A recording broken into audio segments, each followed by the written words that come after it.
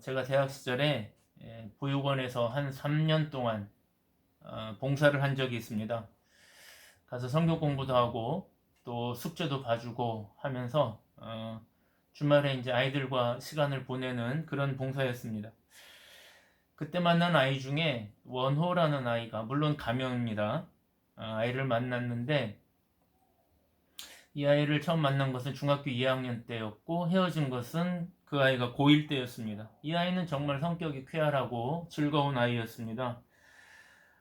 말도 잘하고 또 성경 공부를 하면은 아멘도 잘하고 공부를 이제 숙제를 하면은 머리가 영민해서 또 잘 알아듣기도 하고 그랬는데 문제는 이 아이의 마음이 활짝 열려 있지 않다는 것입니다.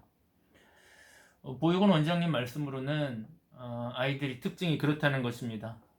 봉사하는 사람들이 와서 정을 주고 또 떠나는 경우가 많기 때문에 쉽게 마음을 열지 않는다는 것입니다.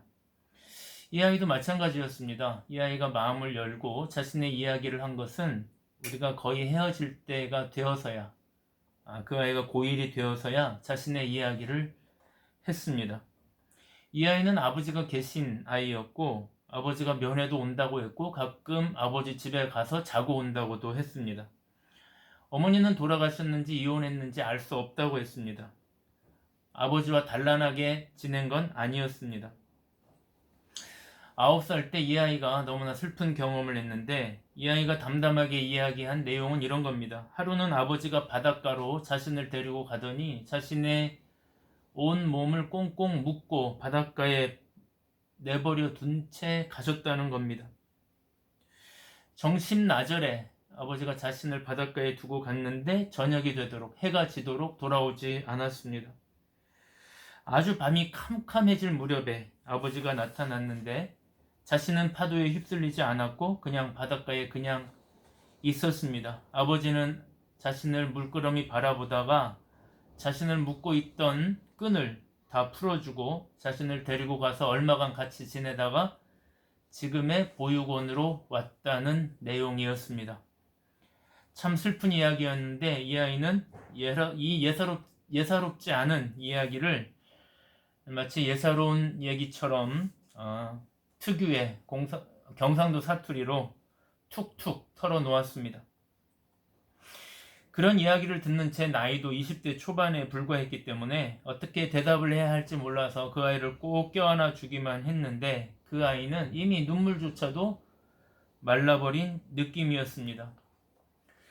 제가 군대를 가면서 이 아이와 헤어졌고 나중에 보육원에 갔을 때에는 아이가 보이지 않았습니다. 만 18세가 되면 보육원을 떠나야 한다는 규정 때문에 이 아이가 어디로 갔는지 찾을 길이 없었습니다. 지금은 아마 40대 중반 정도의 중년의 나이가 되어 있을 것입니다. 아버지랑 살았는지 또 혼자 살았는지 알 길은 없습니다. 바라는 것은 제가 3년 동안 나누었던 신앙의 이야기와 눈물로 헤어질 때 예수님에 대한 고백을 했던 그 고백이 그 아이의 심령 가운데서 자라서 열매를 맺었기만을 오랫동안 기도할 뿐이었습니다. 저는 너무나 오래된 이 이야기를 다시 떠올리면서 온 몸이 묶인 채 바닷가에 홀로 버려진 그 아이의 마음이 어떠했을까 생각해 보았습니다. 파도는 수시로 몰려오고 해는 져서 어두워져 가는데 이 아이가 느꼈을 고독감과 두려움은 어떤 것이었을까? 지금 그 아이는 트라우마가 다 극복이 되었을까? 제가 불현듯 이 이야기를 떠올린 이유는 어쩌면 고난당하는 우리 인생이 그와 흡사한 것은 아닐까? 온몸이 꽁꽁 묶인 채 밀려오는 파도와 어두운 현실을 매일매일 쉴 새 없이 마주해야 하는 것이 고난당하는 인생들의 처지가 아닐까? 인류는 지금 코로나라고 하는 파도에 속수무책으로 당하고 있습니다. 매일매일 밀려오는 확진자 소식에 인류는 매일매일 반복적인 방식으로 대응하고 있습니다. 자포자기해버린 나라들도 있고 자포자기해버린 사람들도 있고 사활을 걸고 이 파도를 넘으려고 하는 사람들도 있습니다. 동일한 것은 다들 조금씩은 우울하고 대체로 고단한 하루하루를 보내고 있다는 것입니다. 지난 3월 22일 우리 시설에 확진자가 여러 명 발생해서 건물 한 동이 코호트 격리 시설로 지정이 되었습니다. 12명의 어르신 중에 10명이 이 확진 판정을 받으신 겁니다. 4명의 자발적인 직원이 투입이 되었고 이 4명의 직원은 건물 밖으로 나오지 못한 채 2인 1조가 되어서 24시간 어르신들을 돌보고 있습니다.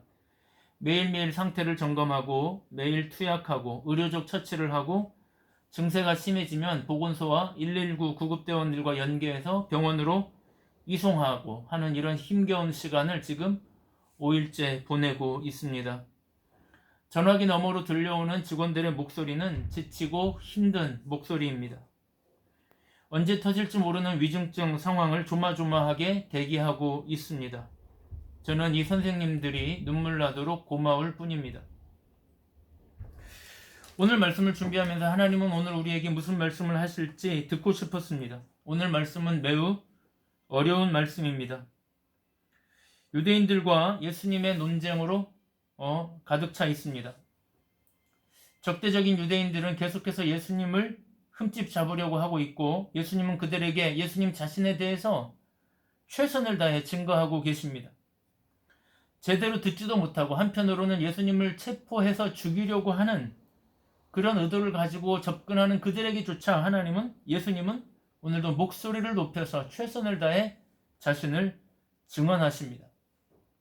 그런데 오늘 말씀을 읽다가 유독 눈에 띄는 한 구절이 있었습니다. 30절 말씀인데요. 그들이 예수를 잡고자 하나 손을 대는 자가 없으니 이는 그의 때가 아직 이르지 아니하였음이라. 바로 때, 이 때라고 하는 말씀입니다. 저를 주목하게 하는 이 한 단어, 바로 때입니다. 카이로스, 하나님의 때라고 하는 이 단어입니다. 때가 아직 이르지 않았다라고 하는 이 구절은 한편으로는 부정적인 메시지와 한편으로는 긍정적인 메시지가 중첩되어 있습니다. 부정적인 메시지는 아직 때가 이르지 않았다는 것이고 긍정적인 메시지는 그러나 반드시 때는 온다, 그런 뜻입니다. 물론 오늘 이 때라고 하는 단어는 예수님의 죽음의 때를 말하는 것이기 때문에 이것을 문맥상으로 보면은 아주 즐거운, 아주 행복에 찬 그런 말씀은 아닙니다만 저는 오늘 이 때라고 하는 한 단어만 가지고 말씀을 좀 생각해 보려고 합니다. 우리는 언제까지 이 어두운 현실을 마주해야 하는가? 과연 이 고난은 끝이 있는가? 라고 하는 질문을 계속해서 합니다. 그런 질문을 하고 싶을 때가 너무나 많습니다. 하나님, 언제까지 기다려야 합니까? 이 고난의 시간들은 지나가기는 하는 것입니까? 마치 러시아가 우크라이나를 침공하는 것처럼 하루아침에 바벨론의 침략을 받고 그 힘겨운 시간을 보내고 있는 조국의 현실 앞에서 하나님께 눈물로 기도하면서 하나님의 때는 언제 이르는 것입니까? 언제까지 우리가 기다려야 합니까?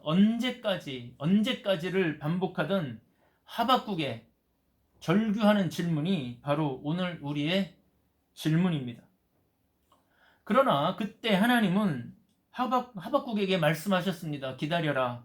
반드시 때가 온다. 아직 이르지 않았을 뿐 나의 때, 하나님의 때는 반드시 있다. 이렇게 말씀을 하십니다. 하박국은 이 하나님의 말씀을 믿고 확신에 찬 찬양을 합니다. 그게 하박국서 3장입니다. 비록 무화과 나무에 열매가 없고 우리의 소가 없고 밭에 소출이 없어도 나는 여호와로 인하여 즐거워하겠다고 하신 이 하박국의 노래는 그렇게 나온 것입니다. 사람들은 저마다 자신의 시간과 속도가 있습니다. 그래서 그 시간과 속도에 맞춰서 일을 끝내려고 합니다. 그렇게 진행이 되면 참 좋겠습니다만은 그러나 우리의 인생이라는 것이 나의 시간과 나의 뜻대로 진행되지가 않습니다. 우리의 때와 하나님의 때가 일치하지가 않습니다. 우리의 때와 하나님의 때가 일치하는 경우는 저의 경험에 의하면 거의 없습니다. 제가 오래 살지는 않았지만 오래지 않은 인생을 살다 보니 깨달은 게 하나 있습니다. 우리의 삶에 절대 일어나지 말았으면 좋겠다고 하는 일은 반드시 온다는 겁니다. 우리의 삶에 일어나지 말았으면 하는 안 좋은 일은 결국 오게 되더라는 것입니다. 다른 많은 시설들이, 제주도에 있는 20개가 넘는 요양원의 시설들이 코호트 격리가 되고 우리는 2년 넘게 방어를 잘 했기 때문에 코로나가 잘 비켜가서 코호트 격리만큼은 우리는 하지 않을 것이다. 아니, 하지 않았으면 좋겠다라는 바람으로 매일매일 기도도 하고 방어도 했지만 결국 그런 일은 오고 말았습니다. 자가키트에 2줄이 뜨지 말기를 바라는 마음으로 검사를 하면 2줄이 뜨는 것이 우리의 현실입니다. 하루아침에 우리는 고단한 생활 속으로 들어가야 합니다.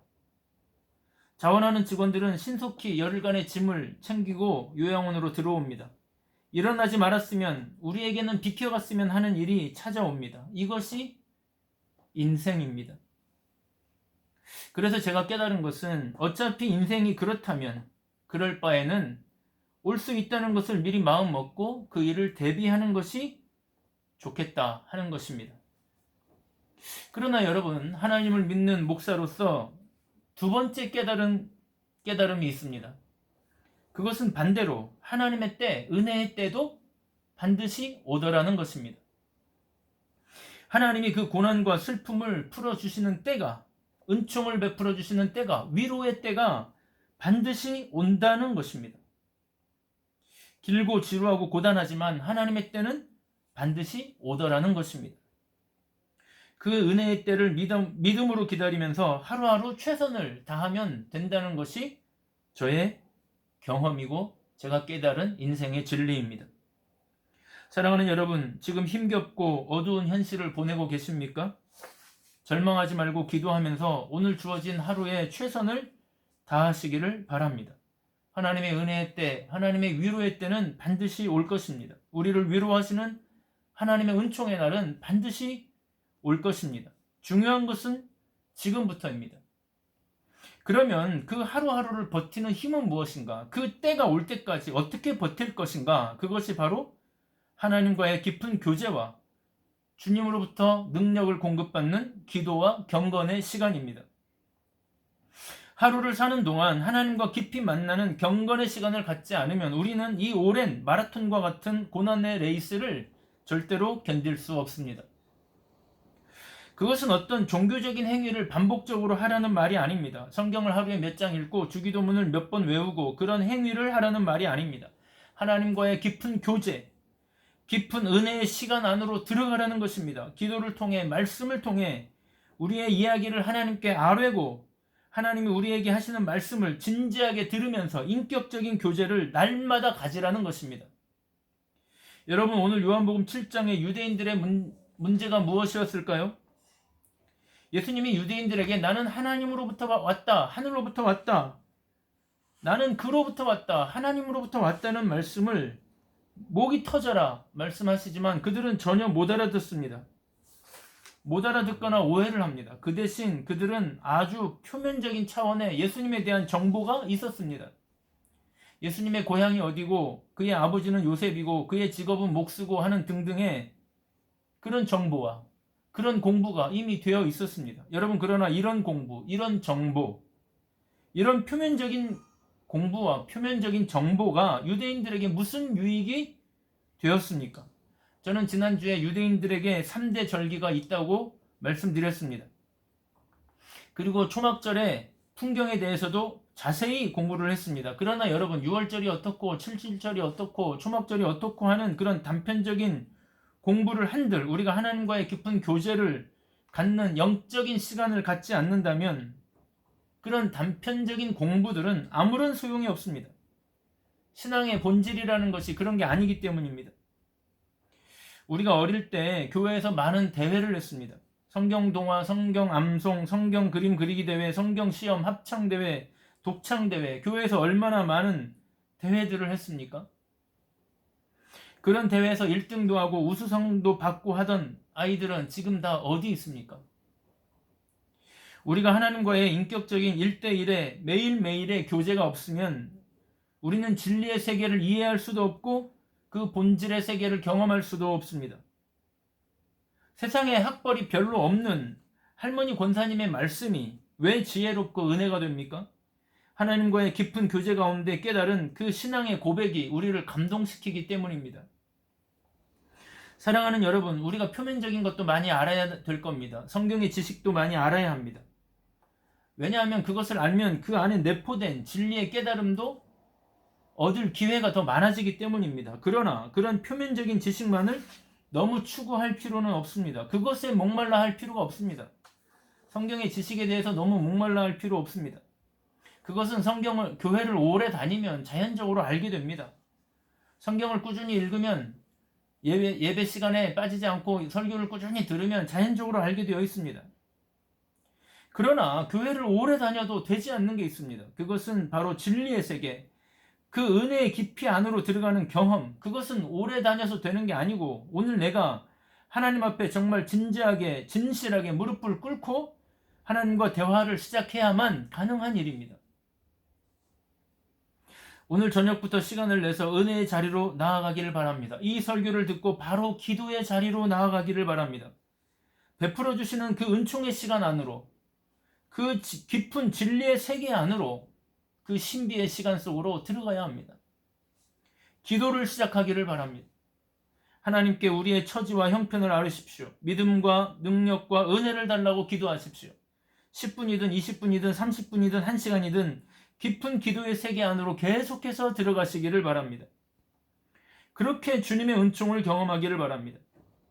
그리고 지식을 위한 목적이 아니라, 지식을 얻기 위해서가 아니라 기독교의 본질을 깨닫기 위한 목적으로 말씀이 현재적으로 역사하시는 그 신비와 그 능력을 경험하기 위해 성경 앞으로 나아가기를 바랍니다. 성경을 진지하고 깊이 있게 읽어보기를 바랍니다. 하루하루의 삶이 그러한 습관으로 우리가 계속 되어질 때 우리는 그 어두운 현실을, 지금의 이 어두운 현실을 이길 수 있는 힘과 능력과 믿음을 얻게 되는 것입니다. 다니엘 웹스터 휘틀이라고 하는 사람이 있었습니다. 1861년 남북전쟁이 일어나자 이 사람이 국군에 지원했습니다. 그리고 여러 전투에서 승승장구하며 용맹스러운 군인으로 인정을 받았습니다. 그런데 어느 날 전투 중에 포탄에 맞아서 오른팔을 잃어버렸습니다. 괴로운 마음으로 병상에 누워있던 그는 군에 가기 전에 어머니께서 주신 성경을 펼쳐보기 시작했습니다. 이 모습을 본 간호사 한 분이 한밤중에 다가와 이런 부탁을 합니다. 휘틀씨, 심한 부상으로 죽음을 앞둔 소년이 있는데 오늘 밤 이 소년을 위해 기도해 주실 수 있습니까? 이 소년이 지금 운명할 것만 같습니다. 매일 성경을 읽는 휘틀이 크리스찬일 것이라고 생각하고 그런 부탁을 한 것입니다. 그런데 휘틀이 이렇게 대답합니다. 죄송합니다. 저는 그럴 만한 자격이 없습니다. 저는 그런 사람이 아닙니다. 사실 휘틀은 상실감에 빠져서 성경을 읽기는 했지만 망연자실한 마음으로 성경을 펼쳐놓기만 할 뿐 성경을 읽는 것이 아니었기 때문입니다. 제대로 기도도 해본 적이 없고 인격적으로 하나님을 만나본 적도 없는 자신이 다른 사람을 위해 기도한다는 것은 어불성설이라고 생각했습니다. 그러나 사경을 헤매는 그 소년을 보고 이 휘틀은 못 본 채 할 수가 없었습니다. 휘틀은 그 병실 침대 앞에 무릎을 꿇고 더듬거리며 기도합니다. 자신의 죄를 회개한 후에 소년의 구원을 위해 이 소년에게 평안을 주시기를 간절히 눈물을 흘리며 기도했습니다. 물론 소년은 세상을 떠났습니다. 그러나 기도를 마친 휘틀이 소년을 보았을 때 그 모습은 너무나 평안하고 온화해 보였습니다. 죽음 전까지 고통스러워 어쩔 줄 몰라 하던 모습은 온데간데 없이 사라지고 너무나 행복한 모습으로 미소를 지으면서 세상을 떠난 것입니다. 휘틀은 이 일을 통해서 하나님께서 자신을 사랑하시고 자신을 사용하실 것이라고 하는 확신을 갖게 되었습니다. 소년 병사를 위해 기도하게 하신 하나님이 그의 마음에 직접 찾아오셔서 그의 마음에 무한한 감동과 평안과 확신을 주신 것입니다. 그 자리에서 하나님을 인격적으로 만난 휘틀은 그 은혜가 너무나 감격스러워 주체할 수가 없었습니다. 그래서 그 밤에 그는 너무나 감사한 마음으로 시를 쓰기 시작했습니다. 아, 하나님의 은혜로 있을 데 없는 자, 왜 구속하여 주는지 난 알 수 없구나. 바로 우리가 부르는 찬송가 310장입니다. 팔을 잃고 상실감에 빠져 있던 바로 그때 주님은 그에게 말씀을 보게 하시고 하나님을 만나는 기회를 주셨던 것입니다. 사랑하는 여러분, 기도의 신비라는 것은 이런 겁니다. 말씀을 마치려고 합니다. 사랑하는 여러분, 우리의 현실은 어둡지만 이 어두운 현실은 언젠가 끝나게 될 것입니다. 아직은 때가 아닐 뿐 하나님의 때는 반드시 올 것입니다. 그것은 분명합니다. 그 믿음을 가지고 이 믿음의 기초 위에서 오늘부터 깊고 그윽한 은혜의 세계로, 기도의 세계로, 종교의 세계가 아니라 영적인 세계로, 진리의 깊은 세계로 나아가는 저와 여러분이 되기를 바랍니다. 이 시간 저와 여러분의 마음에 주님이 주시는 하늘로부터 오는 평강이 충만하기를 주님의 이름으로 축복합니다.